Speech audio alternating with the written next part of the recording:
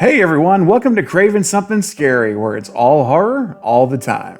Now before we dive into this Scream 5 update, please smash that thumbs up button on this video, as it really helps the channel and also helps other Scream fans find this update. And if you have not yet subscribed to the channel, what in the world are you waiting for, guys? This is the time to do it. So click that subscribe button and the bell icon to ensure you'll be notified the moment I post all future Scream 5 and other horror movie content. Okay everyone, in this video I'm going to discuss the just released article on the Independent website, and it features Kevin Williamson and his comments about Scream 5 after seeing it 7 or 8 times. So let's dive in.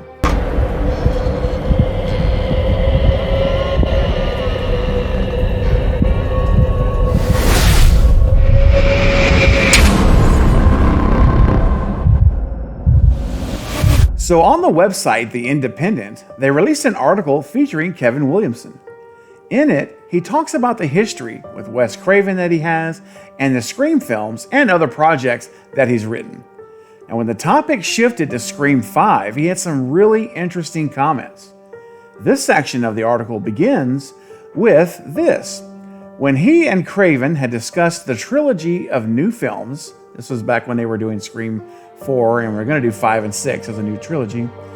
He tells me, we were saying it's maybe time to pass the baton and have a younger, fresher writer who's closer to a teenager write these stories. So when a 5th Scream to be co-written and directed by the team behind the 2019 thriller Ready or Not became a reality, he balked. I said no 5 times, he laughs. And then finally, I woke up one day and said, can I be a part of it? I didn't want it to happen without me. What I find the most revealing about what Kevin said is that he turned down the offer from Radio Silence to consult and help write the movie 5 times. Now, this is new information we have not heard before. We knew that Radio Silence met with Kevin way back in the initial formation of the movie, and he gave them lots of feedback on the script, and Radio Silence confirmed way back then that they took all of his suggestions and implemented them into the story. Well, now we know that there was even more time spent with Kevin, and that they were relentless in pursuing him to be involved in the writing of the story for Scream 5. Just like we saw them going after Neve Campbell to come back as Sidney, and she turned it down. We don't know how many times, but she just flatly was saying no until they finally wrote that handwritten letter to her, because they just were not going to give up on getting her back to show her that, hey, we are Wes Craven fans, we are Scream fans making this movie. We're going to do it right. We're going to honor Wes. And that's the whole hashtag for Wes started. So it looks like it's the same thing here with Kevin. 5 different times they reached out to him, at least here, and he turned them down all of those times to come back and help write and influence the story. And I love the fact that Kevin finally realized that down deep, he did not want a Scream 5 to be made without him being involved. And that's exactly what happened. Now, Kevin does have more to say though. He goes on to read, Williamson was greeted with massive enthusiasm by the film's directors Matt Bettinelli-Olpin and Tyler Gillett, themselves enormous Scream fans, and hung out on set, meeting the cast and crew and offering advice whenever they needed it. He's since seen the new movie 7 or 8 times. Quote, I'm very critical, end quote, he says, admitting that he was nervous about not liking it because they were all wanting to know what I thought about it. He loved it though. It's really good and a lot of fun. If you like the first Scream, I think you're going to have a blast. So once again, we see how much Radio Silence embraced Kevin Williamson and genuinely admire Kevin and his input into the story of Scream 5. I love how not only did Radio Silence want Kevin's input and guidance in making the movie, they also really cared about whether or not he approved of the final version of the movie and what his thoughts were about it. Now remember, Radio Silence filmed multiple endings of the movie, I heard there were 4 or 5 multiple endings that were different so that the actors would not even know how the movie was going to actually end. They don't know what version that they decided to go with. And I'm willing to bet that Kevin's input on the initial viewings of the film influenced which ending was going to eventually be used. I really do. I think if Kevin had said, no, that's not flowing well, or if he came back and said, no, this ending's just not working, I believe Radio Silence would have changed it to what Kevin recommended, because the whole time they've said, what Kevin says, we're doing it. We are asking him, we're doing it.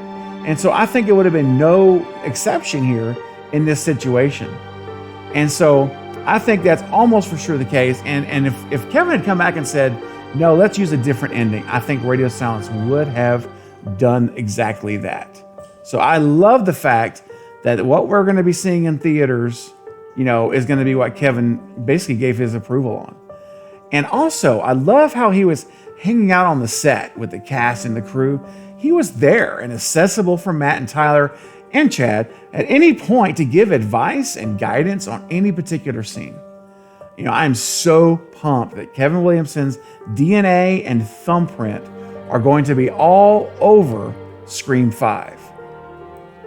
And finally, Kevin said that after 7 or 8 viewings of Scream 5, that it is, quote, really good and a lot of fun. If you like the first Scream, you're going to have a blast. So with Kevin being such a critic of his own work, for him to say that it is really good and a lot of fun, that means a ton. Now, I know you may be thinking, no, that's just marketing for the movie. That doesn't really have any meaning. Well, my response to that is no. Kevin's a very straight shooter. He always has been. If he was unhappy with the movie, he would not bring that part of it up at all. He could just talk about all the other things we saw in the article already, and being a part of it, being on set, all those parts. But he didn't have to go here and say what he said.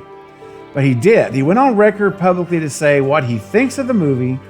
And listen, outside of Wes Craven, Kevin has the most credibility in the Scream franchise, going back to the point of origin. If Kevin says it, you can take it to the bank if it is Scream related. This makes me even more excited about the potential of this film being a legendary movie in the franchise. All right, guys, that's everything I wanted to cover in this video, but I got lots of more Scream 5 stuff coming up soon, so stay tuned. But as it is with every video I post, I do want to begin a discussion with you in the comments below right now. So what do you think about Kevin Williamson's comments? Are you excited he was involved in the writing and the creative process of Scream 5? I want to hear your opinions, your thoughts, your ideas, and your theories. So start leaving your comments below right now so we can discuss it together. I do look forward to hearing from you.